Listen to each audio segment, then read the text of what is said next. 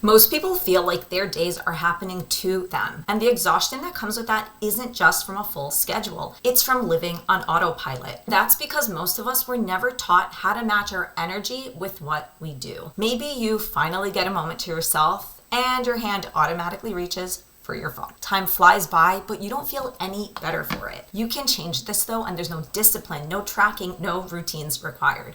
All you have to do is ask yourself this one question. Let's get into it. If your days blur together, it's because you're not choosing how you use your time, especially time for yourself. And if solo time is hard to come by, or you're always just feeling kind of blah, watch this video until the end. So you happen to have some amount of time for yourself, whether it's a few minutes, a few days, or anything in between.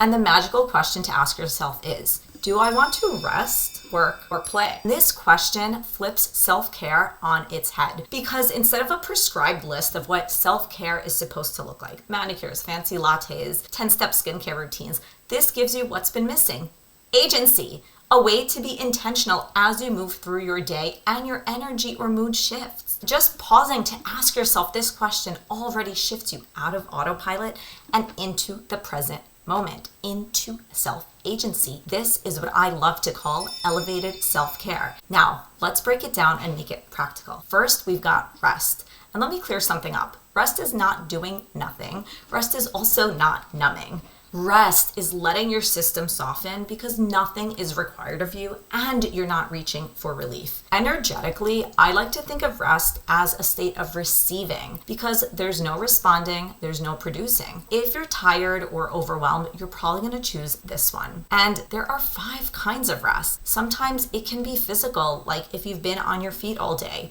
Other times it's sensory, which can come from screaming kiddos or too much screen time. It can also be mental, from planning, delegating, decision fatigue, information overload. Sometimes we need emotional rest if we've been holding a lot or processing difficult things. People forget this one, but social rest is also important, especially after we've been on for longer than we have capacity for. Which type of rest do you think you need right now?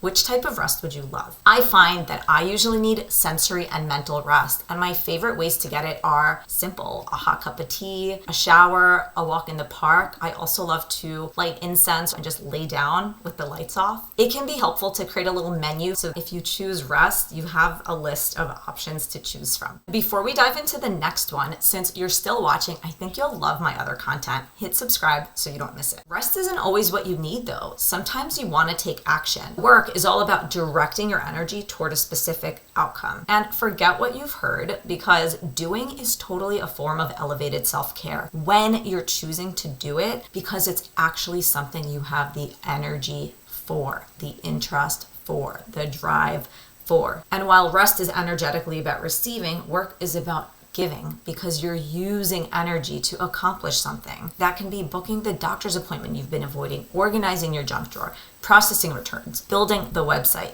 If your energy is feeling like output is where it would like to go, what's one thing that you would like to work on today? Not all energy wants direction though. Sometimes it wants freedom, which brings us to play. And this one quietly changes everything. Energetically, play is about expressing just because. There is no goal, there is no outcome. It's just fun. It's silly. It might look like dancing in your kitchen, frolicking down the street instead of walking, having a pillow fight. This is the state that most adults lose touch with or only allow once everything else is done. And is everything else ever really done? But play is not a reward. It's not extra. It's foundational. It is our life force energy. And what do you think happens when your system notices that nothing needs to be handled? It softens. It exhales all on its own. That's when creativity opens up. Connection feels easier. Life just feels lighter. I'm actually still working on this one, so I'm looking for some inspo. If you've got a favorite way to play, can you comment below? What I love about this question is that it's both easy and simple, which is not the same thing. And as a purpose coach, I can tell you that at the core, purpose is about aligning who you are with what you do.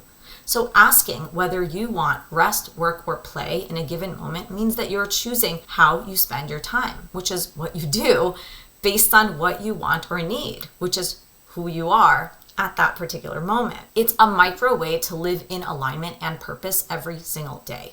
If you'd like a little more on why alignment and being in integrity with who you are is important, check out this next video. And with that, thank you so much for watching this one, and I can't wait to see you in the next one.